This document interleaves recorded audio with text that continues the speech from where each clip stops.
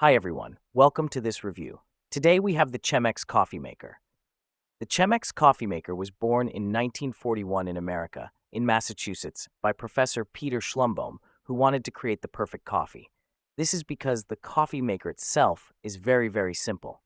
It doesn't have, as you can see with the one behind me, pumps, cables, tubes, and you never really see what's happening. This one here is extremely simple. Its shape is like an hourglass. On the top, you place a filter and the ground coffee. You can also see its specific filters here, which are naturally treated and not bleached, so I also recommend getting these if possible.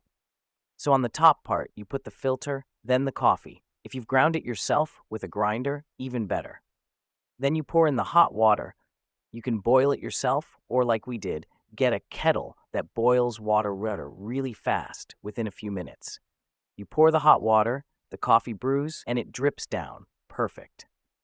In the middle of the hourglass shape, you can see this wooden handle. Since you're pouring in boiling water, everything gets very hot, obviously.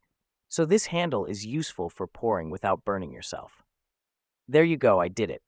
I also made coffee using the complicated mechanical machine you see behind me, using the exact same amount of ground coffee. I even cleaned the carafe to make a fair test. At first glance, even though the amount was pretty much the same, the coffee made with the automatic machine was much darker, while the one from the Chemex was much lighter. As for the taste, the one made with the Chemex was really good. Of course, this is a review, but an honest one. The coffee made with the complicated machine, I don't know, to me it had a bit of a bitter aftertaste. The coffees were more or less similar, but with the Chemex, as you can see from its design, there's nothing hidden. What you put in at the top is exactly what comes out at the bottom. Whereas in a traditional coffee machine, like I mentioned earlier, there are tubes, pumps, maybe leftover coffee, some residue.